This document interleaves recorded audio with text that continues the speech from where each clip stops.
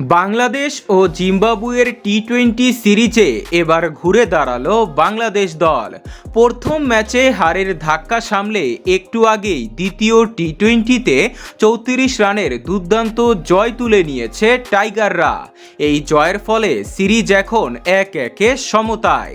আর তাই আগামী 19 জুলাই অনুষ্ঠিত হতে যাওয়া তৃতীয় শেষ টি-20 ম্যাচটি রূপ নিয়েছে অঘোষিত ফাইনালে। আজকের ভিডিওতে আমরা জানব এই ট্রফি নির্ধারণী ম্যাচের সময়সূচি ও আপডেট হওয়া পরিসংখ্যান নিয়ে। আজকের জয়ের পর জিম্বাবুয়ের মাটিতে বাংলাদেশ 5-3 ব্যবধানে এগিয়ে গেল। তবে এই কন্ডিশনে সিরিজ জেতাটা হবে আসল পরীক্ষা। যে দল শেষ ম্যাচে চাপ ধরে রাখতে পারবে ট্রফিটি উঠবে তাদের হাতেই।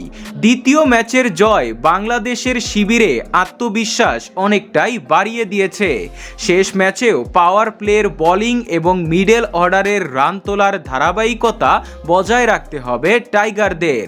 এই বাঁচা মরার লড়াইয়ে দলের সিনিয়র ও জুনিয়রদের যৌথ পারফরমেন্সই এনে দিতে পারে কাঙ্ক্ষিত সিরিজ জয়। এই ম্যাচটি শুরু হবে 19 জুলাই রবিবার বিকাল 4:30 মিনিটে।